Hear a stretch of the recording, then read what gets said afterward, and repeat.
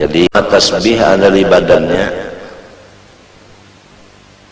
Malaikat Allah Ta'ala yang di langit semuanya memintakan kepada Allah supaya dosa-dosa orang itu dihapuskan. Jadi kira-kira anak-anakku semua jangan ada nang kada bisi tasbih. Jangan tasbih nang di dada itu aja 2 biji. Lawan nang di patangahan tasbihnya sebiji. Ada kalau di patangahan sebiji nang mencingil atah. Dengarkah? Jadi ikam bisa tasbih berapa? Hah? 3 bujur sudah 100. Kalau abah bisa tasbih 2. Nah, terbanyak ikam bisa. Marilah tasbih sama-sama kita praktek supaya mencelang. Andai kata tasbih itu nang 33 kah, nang 100 kah lawan kepalanya ada di badan kita, senantiasa malaikat mintakan ampun kepada Allah Subhanahu wa Ta'ala atas dosa-dosa kita. Walaupun kada diketek lawan tangan, asal ada di kantong. Ini barataan membawa jauh tasbih. Sepalik. Lain nang 3 tadi lain.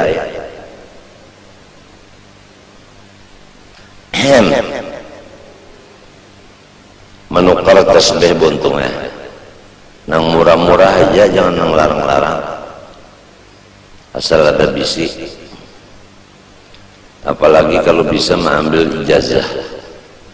ijazah tasbih lawan guru itu mengambil ijazah lawan gurunya sampai kepada Sayyidina Muhammad SAW, yang diantara fadilatnya ijazah tasbih itu masuk surga bi ghairi hisab.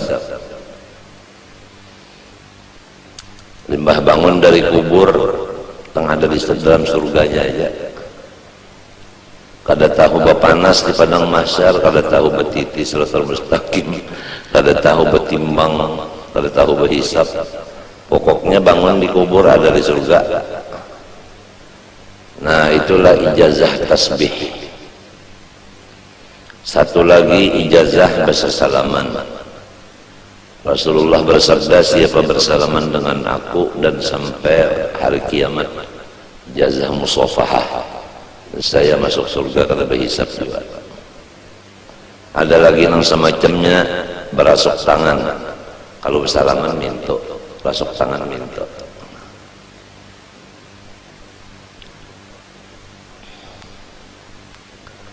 Ada lagi itu libasul khirqah. Guru itu memasangkan pakaian yang presiden diandak di kepala kah, diandak di bahu kah. Nang bakas pakaian guru itu diandak. Atas tasbih nang pakaian guru diandak di tangan.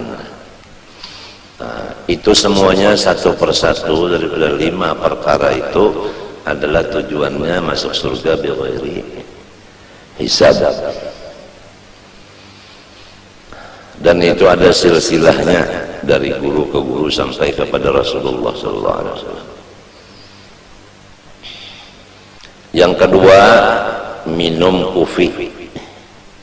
Selama rasa atau bau kupi masih ada di rongga seseorang, maka malaikat semuanya mintakan kepada Allah supaya dosa orang itu diampuni oleh Allah Subhanahu wa Ta'ala. Jadi kepada anak-anakku yang udah mengambil ijazah bersalaman dan tasbih, hendaklah jangan kada menginum kopi sehari semalaman walau sedikit barang minum kopi. Nah, selama kopi itu masih ada di dalam rongga kita, baunya, bekasnya itu, malaikat mintakan ampun segala dosa kita. Yang ketiga terakhir, selama kita duduk di hadapan atau di majelis orang waliullah, selama duduk di situ, malaikat semuanya memohon kepada Allah, ampunilah dosa orang itu semuanya. Waliullah ini nang hidup lo nang mati sama,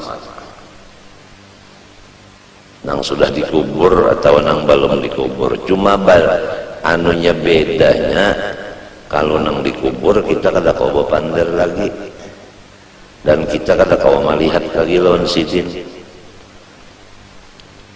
dan kita kada kau lagi bahasa salaman lawan sidin. Sidin sudah dalam kubur, ya Allah. Kalau nang masih hidup kau bahasa salaman lawan sidin, kau melihat lawan sidin.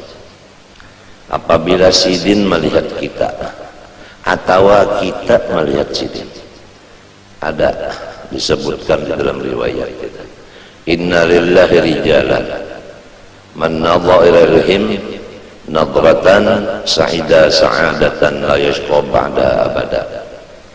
Ada satu riwayat, man nadharu ilaihi nadratan sa'adatan la yashqa ba'daha abada. Bahwasanya wali-wali Allah Ta'ala itu apabila melihat akan seseorang dengan mata beliau, orang yang dilihat beliau itu untung selama-lamanya, atau beliau kada melihati tapi kita nang melihat non beliau, nang ada cengang ya kita lawan sidin minten, maka si kita ini ditulis untung dunia akhirat. Lamun sidin melihat lawan kita, kita melihat lawan sidin, luar biasa. Nah, inilah hidup kita siang malam ini. Pertama, menuntut ilmu nang mengakibatkan kita ini sehari demi sehari bertambah untung. Jangan sehari-sehari bertambah rugi. Menggunakan mata, menggunakan muntung, menggunakan awak duduk di majelis waliullah, mata memandang waliullah, tangan bersalaman lawan waliullah, di awak ada tasbih. Sudah rancak kita mendengar apabila orang duduk di majelis waliullah, sama ada nang hidup maupun nang mati, duduknya itu sekadar memecah intalu sabigi, intalu mantah. Intalu mantah itu ambil sebigi, diketek lawan tangan pecah. Duduknya di majelis wali sekadar itu aja, satu mat benar. Maka pahalanya kita duduk satu mat itu lebih banyak daripada mulai keluar di parut beribadat siang malam non stop sampai mati. Misalnya ada seseorang namanya Abdullah, dia duduk di majelis wali sekadar memecah intalu sedikit. Ada seseorang namanya Abdurrahman, mulai keluar di parut langsung beribadat siang dan malam, umurnya 100. Kada sing ampihan beribadat 100 tahun mati. Maka Abdullah itulah yang paling sugih pahala daripada Abdurrahman tadi. Nah, itulah artinya cara orang mencari keuntungan hidup, ma'andak akan burit duduk di majelis waliullah, sekadar memecah intalu sabigi. Kalau duduknya seperempat jam memecah intalu berapa biji? Coba bayangkan, kali akan aja untung benar. Cuma kalau orang munafik duduk di majelis wali itu sama dengan burung duduk di dalam sangkar. Dia berpikir hendak keluar daripada sangkar itu. rasa kada nyaman di dalam sangkar. Dia lengah daripada Allah. Dia duduk bukan di majelis wali. Dia kada bisi tasbih. Dia membuang-buang waktu. Mata kada melihat kepada orang soleh. Telinga kada mendengar kata-kata orang soleh. Tangan kada bersalaman lawan orang soleh. Beelang bukan ke tempat orang soleh. Jadi salah inya juga kada menggunakan awaknya kepada yang semestinya. Jelas saja sudah. Fa inna lahu ma'isyatan dhanka, diberi hidupnya itu susah. Selain daripada di dunia susah. Wa nahsyuruhu yaumal qiyamati a'ma. Dia bangun dari kubur ke padang mahsyar di dalam keadaan buta matanya. Kada gampangan orang buta berjalan mulai di kubur ke padang mahsyar. Tahantup-hantup. Lalu berpanggil lawan Tuhan, Rabbi lima hasyartani a'ma wa qad kuntu basira. Ulun di dunia ya Allah melihat saja mata, kenapa limbah bangun di kubur ini picak? Ujar Tuhan, sudah berapa pelajaran-pelajaran disampaikan guru-guru agama, tapi ikam kada mau mendengar. Ada juga yang mendengar kada maasih, kada menurut, kada memakai. Jadi walau umpat mendengar tapi kada maasih, kada menurut, sama aja lawan yang kada mendengar juga. Hidupnya susah, kena bangun di kubur menuju padang mahsyar itu picak. Wa kadzalika yauma tunsa. Karena demikianlah pada hari kiamat ini engkau tidak dilayani sama sekali, dibiarkan sama sekali oleh Tuhan. Ya Allah kasihan. Jadi anak-anakku semua, taubatlah kita daripada segala kesalahan yang sudah lewat. Janganlah berjalan kecuali ke tempat orang soleh. Jangan bakawan kecuali orang yang soleh. Jangan melihat kecuali kepada orang soleh. Jangan ziarah kecuali ke rumah orang soleh. Dan jangan kada bisi tasbih. Dan sehari semalaman jangan kada minum kopi walau sedikit. Di samping itu apa-apa amalan yang diberi sudah oleh Abah dipakai. Di antaranya tarekat samaniyah diamalkan saban subuh lawan saban maghrib atau mbah asar. La ilaha illallah 166 kali. Allah 66 kali. Hu 77 kali. Aba ulangi, la ilaha illallah 166 kali. Allah 66 kali. Hu 77 kali. Kemudian membaca wasiat sidin 4 kali berturut-turut. Allahumma ighfir li ummati Sayyidina Muhammad, Allahumma arham ummata Sayyidina Muhammad, Allahumma astur ummata Sayyidina Muhammad, Allahumma jibur ummata Sayyidina Muhammad.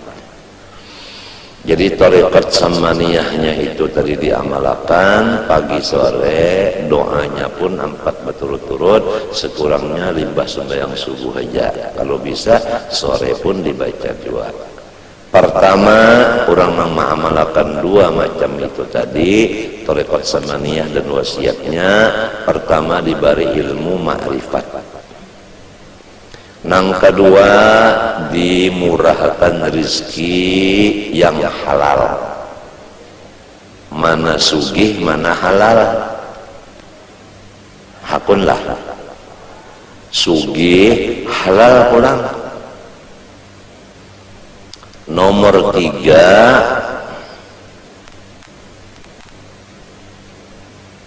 ditulis jumlah wali kutub.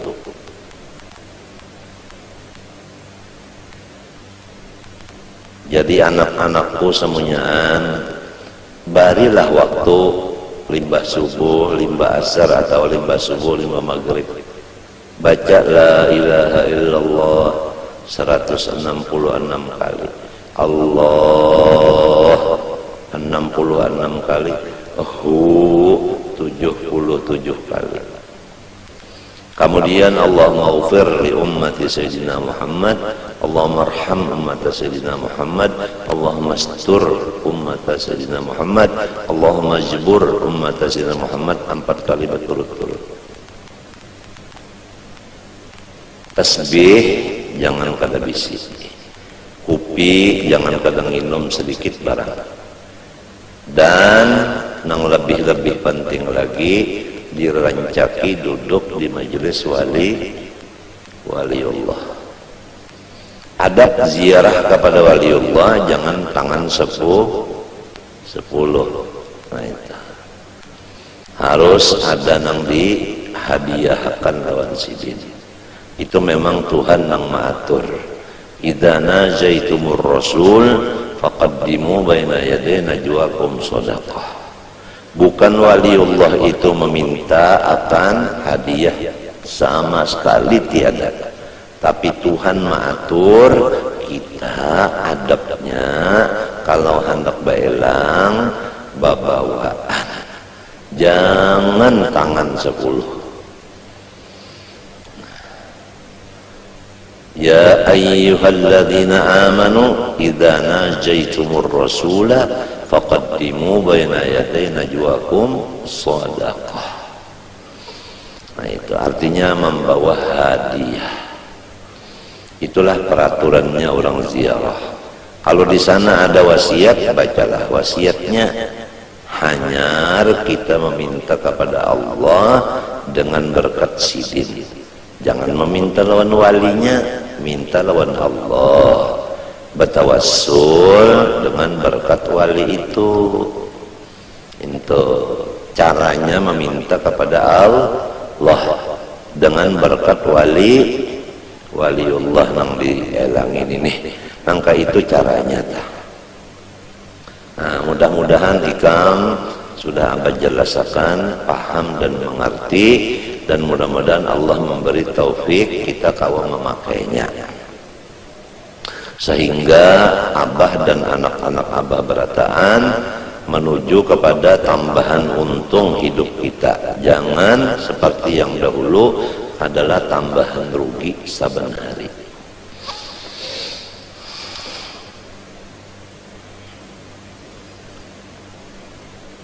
Jadi waktu membaca la ilaha illallah, tidak ada yang sempurna kecuali Tuhanku Allah. Kemudian Allah, Tuhanku sempurna. Kemudian sidin yang sempurna. Nah, lamun yang kayak itu, insya Allah hati kita itu sehari-sehari bertambah himung, bertambah senang, bertambah lapang, bertambah gembira. Dengan adanya hati senang, hati gembira, maka badan kita sehat. Dan orang melihat kita awet muda. Kenapa jasidin itu aja sasar sehari pina sasar bemanis serupa. Nah, resepnya hajin meminum jamu Madura. Sebenarnya resepnya itu adalah hati lapang. Hati lapang itu karena ilmu ada di dalam hati. Di antaranya sudah yakin bahwa ada bisi Allah. Allah itu bersifat saraba sempurna. Kada ada kekurangan sesuatu pun. Dan yang bersifat sempurna ini milik bagi kita. Allahu Rabbi. Allah itu milik aku. Di samping itu apa-apa amalan yang diberi sudah oleh Abah dipakai. Di Di antaranya tarekat Samaniyah diamalkan saban subuh lawan saban maghrib atau mbah asar. La ilaha illallah 166 kali. Allah 66 kali. Hu 77 kali. Aba ulangi, la ilaha illallah 166 kali. Allah 66 kali. Hu 77 kali. Kemudian membaca wasiat sidin 4 kali berturut-turut. Allahumma ighfir li ummati Sayyidina Muhammad, Allahumma arham ummata Sayyidina Muhammad, Allahumma astur ummata Sayyidina Muhammad, Allahumma jbur ummata Sayyidina Muhammad. Jadi tarekat Samaniyahnya itu tadi diamalkan pagi sore, doanya pun 4 berturut-turut, sekurangnya limbah sembahyang subuh aja. Kalau bisa sore pun dibaca 2. Pertama, orang mengamalkan 2 macam itu tadi, tarekat Samaniyah dan wasiatnya. Pertama diberi ilmu ma'rifat. Nang kedua dimurahkan rezeki yang halal. Mana sugih, mana halal. Hakunlah sugih halal pulang. Nomor 3 ditulis jumlah wali kutub.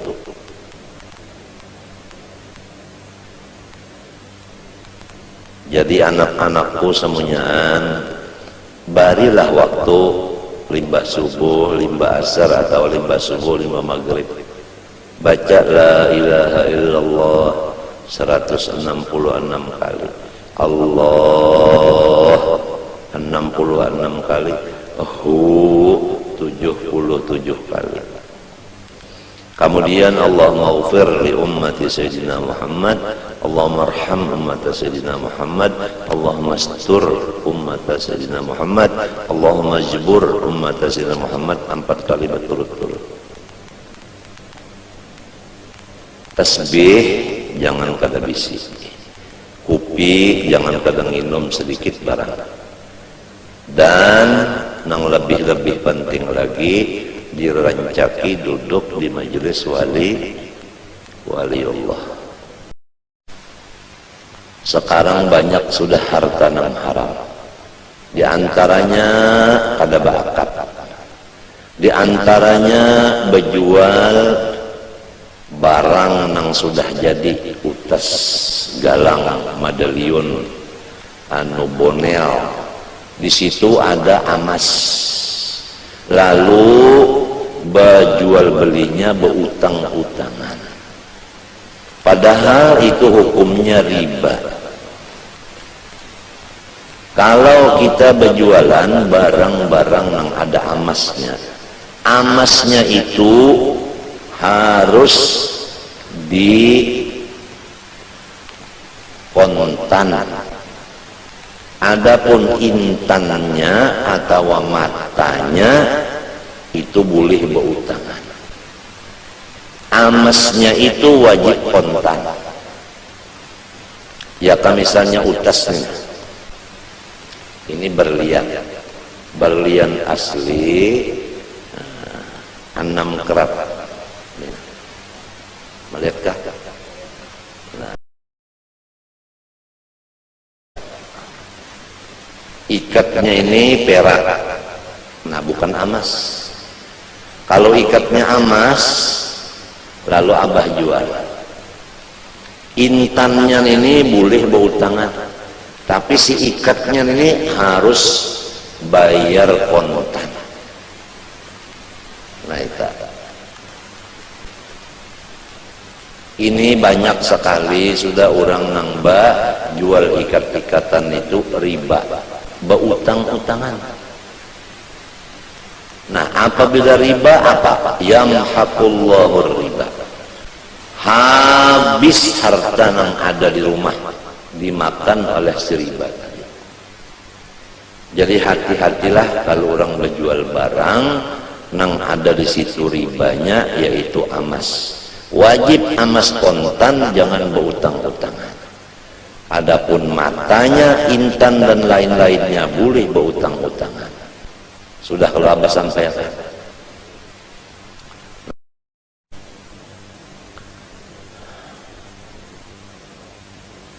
Nang jelas sudah Datuk Kalampayan itu wali, itu jelas sudah. Kalau kita ziarah ke sana,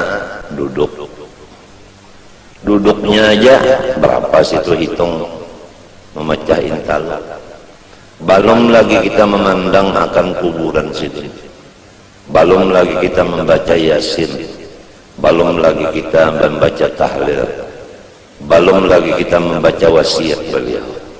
Setiap orang ziarah ke makam Kalampayan, Sidin minta kepada orang nang ziarah membacakan wasiat Sidin di dalam ziarah itu, yaitu pertama membaca Qul huwallahu ahad 13 kali, sholawat Nabi 14 kali, Fatihah sekali, Qul a'udzu birabbil falaq sekali, Qul a'udzu birabbin nas sekali. Ini supaya anak-anakku semua nang ziarah ke Kalampayan jangan kada membaca wasiat Sidin itu.